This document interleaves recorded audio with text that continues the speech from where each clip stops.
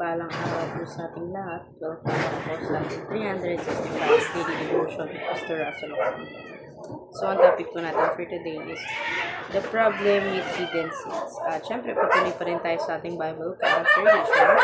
So, ang concept natin for today is Achan, danger of hidden sin. So, after Israel's great victory of Jericho, they were unprotectedly defeated by the small city of Ai. Joshua chapter 7 verse 4 to 5. The reason was not to weak soldiers but hidden is sin. Achan had secretly taken silver, gold, and robe from Jericho, even though God had clearly forbidden it. Joshua chapter 6 verse 18 to 19 and 7 to 1. He coveted, he took and hid the stolen things in his tent. Joshua chapter 7 verse 21. Though his sin was in private, its consequences were public. God said Israel has sinned. Joshua chapter 7 verse 11. One man's disobedience affected the whole nation and caused God's presence to withdraw. Joshua chapter 7 verse 12.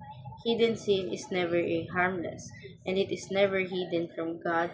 When Achan's sin was exposed, judgment came in the valley of Achor, meaning trouble. Joshua chapter 7 verse 24 to 26.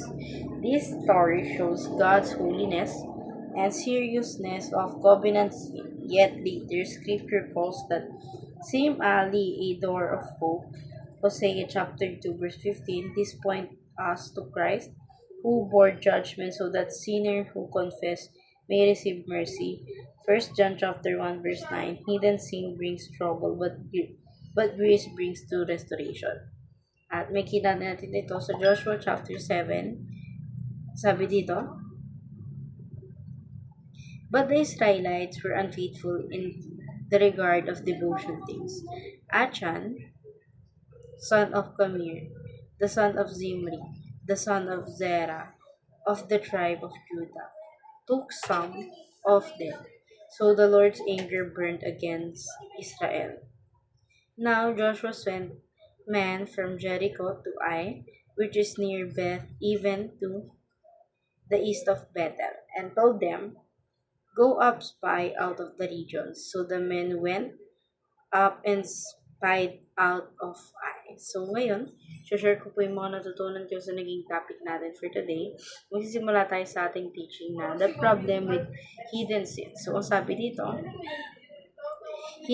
hidden sin is not a victimless crime. So, yung pagtatago mo ng kasalanan mo, hindi siya yung tinatawag natin na victim siya ng kasalanan, but then, ginawa mo pa rin siya kasalanan, itinago mo siya. So, nagkaroon pa rin siya ng cause ng pagkakasala mo sa ating Panginoon.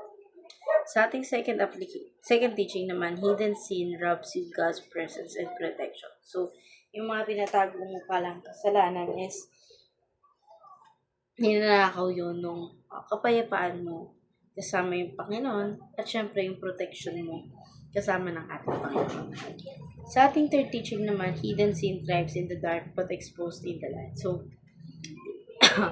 yung mga tinatago pala nating kasalanan is napupunta siya sa madilim na bahagi ng mundo and then exposed nun yung liwanag sa paggawa mo ng kasalanan. So, dadako tayo ngayon sa ating application. First application, remember that hidden sin is never hidden from God. So, tandaan natin palagi na yung mga kasalanan natin tinatago sa Diyos o sa ibang tao is never matatago sa ating Panginoon. Sa ating second application naman, do not let hidden sin rob you from God's presence. Joshua chapter 2 verse 12. So, huwag natin hayaan na yung mga kasalanan natin is natatago yung presence ng Panginoon sa buhay natin.